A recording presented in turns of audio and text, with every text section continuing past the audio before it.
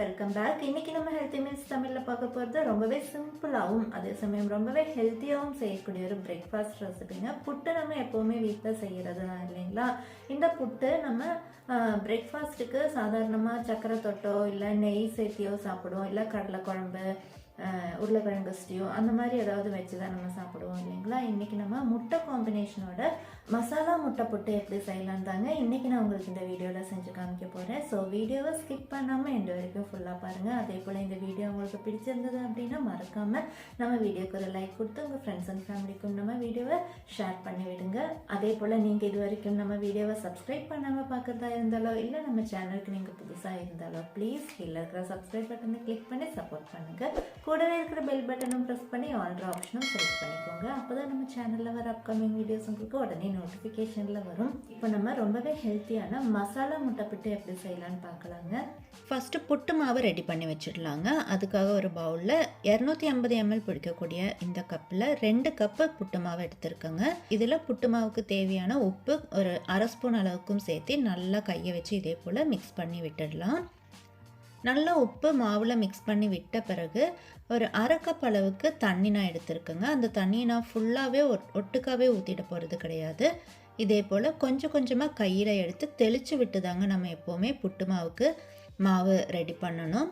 பாருங்கள், இந்த மாதிரி கொஞ்சம் கொஞ்சமாக கையில் எடுத்து தண்ணியை தெளித்து விட்டு நம்ம புட்டு மாவு ரெடி பண்ணிடலாம். தண்ணியோட குவான்டிட்டி ஒவ்வொரு அரிசி மாவுக்கு ஏற்ற மாதிரி கொஞ்சம் டிஃப்ரென்ஸ் வருங்க. அது நீங்கள் பார்த்து தேவைக்கு தகுந்த மாதிரி சேர்த்திக்கோங்க.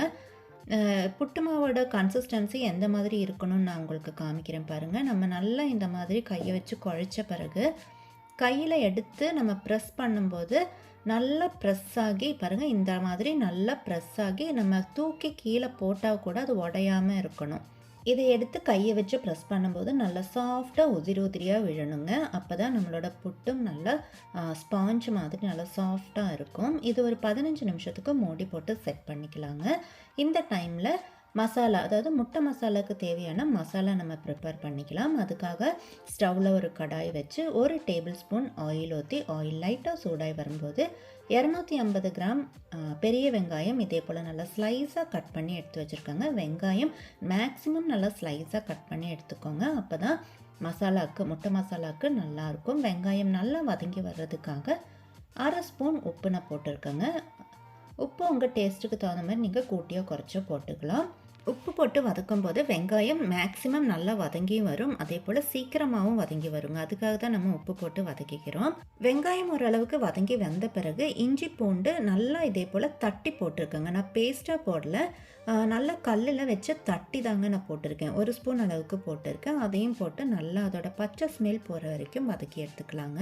இஞ்சி பூண்டு பேஸ்ட்டு போட்டு நல்லா அதோட பச்சை ஸ்மெல் போகிற வரைக்கும் வதக்கி எடுத்த பிறகு ஒரு 2 நிமிஷத்துக்கு மூடி போட்டு செட் பண்ணிக்கலாங்க. மூடி போட்டு செட் பண்ணும்போது ஸ்டவ் கம்ப்ளீட்டாக லோ ஃப்ளேமில் தான் இருக்கணும். 2 நிமிஷம் பொறுத்து ஓப்பன் பண்ணி பார்க்கலாம். பாருங்கள், வெங்காயம் நல்லா வதங்கியும் வந்திருக்கு.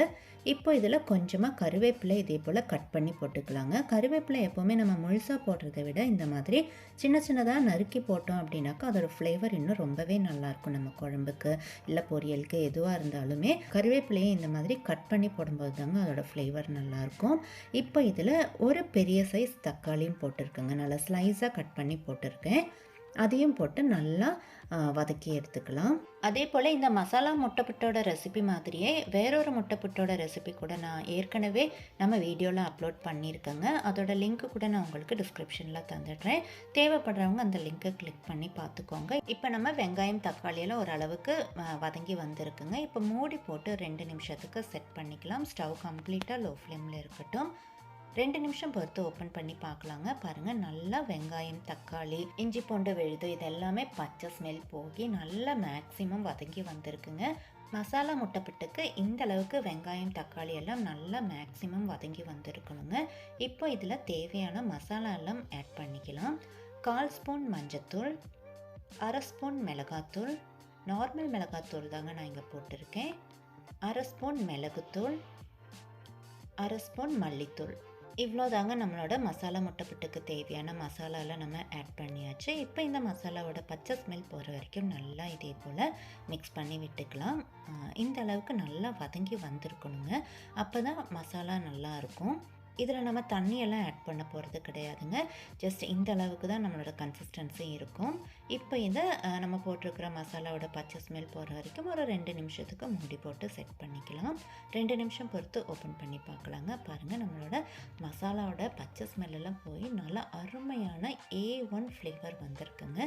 இந்த அளவுக்கு நம்மளோட வெங்காயம் தக்காளி எல்லாம் நல்லா வதங்கி வந்திருக்கணுங்க. அப்போ தான் முட்டை கூட மிக்ஸ் பண்ணி சாப்பிடும்போது நல்லாயிருக்கும். இப்போது ஸ்டவ்வை ஆஃப் பண்ணிடலாங்க. ஸ்டவ் ஆஃப் பண்ண பிறகு நான் ஏற்கனவே 6 முட்டை வேக வச்சு எடுத்து வச்சுருக்கேங்க. இந்த 6 முட்டையும் நல்லா ஸ்லைஸாக கட் பண்ணி எடுத்து வச்சுருக்கேன். பாருங்கள், ரொம்ப தின்னாகவும் இல்லாமல் ரொம்ப திக்காகவும் இல்லாமல் ஒரு முட்டையை நான் 3 இல்லாட்டி 4 பீஸாக தாங்க கட் பண்ணியிருக்கேன். இந்த மாதிரி நம்ம பீஸஸாக கட் பண்ண பிறகு லைட்டாக நம்மளோட மசாலாவில் மிக்ஸ் பண்ணி விட்டுடலாம். மசாலாவில் மிக்ஸ் பண்ணும்போது முட்டையெல்லாம் உடஞ்சிடவும் கூடாதுங்க. அந்த உள்ளே இருக்கிற எல்லோவெல்லாம் வெளியே வராமலும் லைட்டாக நம்ம மெதுவாக இந்த மாதிரி மிக்ஸ் பண்ணி செட் பண்ணினாலே போதும். ஜஸ்ட் வெங்காயம்லாம் முட்டையில் மிக்ஸ் ஆகிற அளவுக்கு லைட்டாக மிக்ஸ் பண்ணி விட்டால் போதுங்க. இந்த மாதிரி லைட்டாக மிக்ஸ் பண்ணி விட்ட பிறகு இதே போல் செட் பண்ணிக்கலாங்க. இந்த மாதிரி நல்லா ப்ரெஸ் பண்ணி செட் பண்ண பிறகு இதுக்கு மேலே கொஞ்சமாக மல்லி இலையும் தூவி இருக்குங்க. நம்ம கருவேப்பிலை ஏற்கனவே சேர்த்திருக்கோம் இல்லைங்களா? ஸோ இப்போ நம்ம மல்லி இலை மட்டும்தாங்க சேர்த்திக்க போகிறேன். மல்லி இலையும் போட்டு லைட்டாக இதே போல் மிக்ஸ் பண்ணி விட்டு செட் பண்ணிக்கலாங்க. ஒரு 2 நிமிஷம் செட் பண்ணிக்கலாம். அந்த சூட்லேயே முட்டையெல்லாம் மசாலாவோட நல்லா செட் ஆகிடும். இப்போ 15 நிமிஷம் ஆகிருக்குங்க. ஏற்கனவே நம்ம புட்டுக்கான மாவு செட் பண்ணி வச்சுருந்தோம் இல்லையா, அது எப்படி இருக்குன்னு பார்த்துக்கலாம். பாருங்கள், நல்லா சூப்பராக சாஃப்டாக பஞ்சு மாதிரி இருக்குங்க நம்மளோட புட்டு மாவு. இது எப்படி நம்ம பண்ணுறதுங்கிறது இப்போ நான் உங்களுக்கு காமிக்கிறேங்க. சாதாரணமாக நம்ம நீளமான குழலில் தான் புட்டு பண்ணுவோம் இல்லைங்களா. இன்றைக்கி நான் இந்த மாதிரி சிங்கிள் புட்டு பண்ணுற குழலில் தாங்க இன்றைக்கி நான் உங்களுக்கு இந்த முட்டை புட்டு செஞ்சு காமிக்க போகிறேன். இந்த மாதிரி தாங்க இருக்கும். இதில் ஃபஸ்ட்டு அடியில் இந்த மாதிரி ஒரு பிளேட்டு வச்சிடலாம். நல்லா செட் பண்ண பிறகு துருவின தேங்காய் 1 ஸ்பூன் போட்டுக்கலாங்க. எப்போவுமே நம்ம புட்டு பண்ணும்போது ஃபஸ்ட்டு இந்த மாதிரி தேங்காய் போட்டு பண்ணும்போது ரொம்ப நல்லாயிருக்குங்க டேஸ்ட்டு. 1 ஸ்பூன் தேங்காய் போட்ட பிறகு இந்த மாதிரி ஒரு குழி கரண்டியில் தேவையான அளவுக்கு மாவும் போட்டுடலாம்.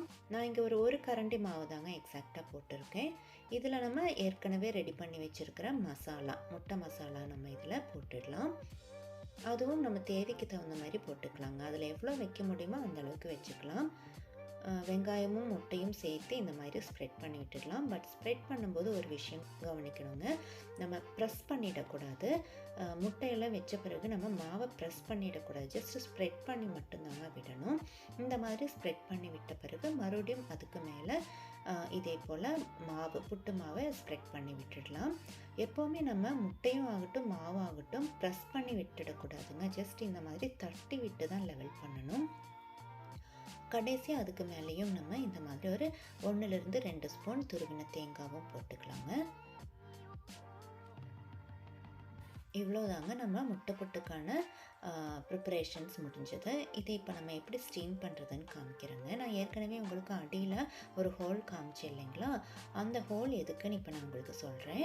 இன்றைக்கி நம்ம இந்த மசாலா முட்டை புட்டை குக்கரில் தாங்க ஸ்டீம் பண்ணி எடுத்துக்க போகிறோம். அதுக்காக ஸ்டவ்வில் ஒரு குக்கர் வச்சு அதில் தேவையான அளவுக்கு தண்ணியும் ஊற்றி கொதிக்க வச்சுருக்கேங்க.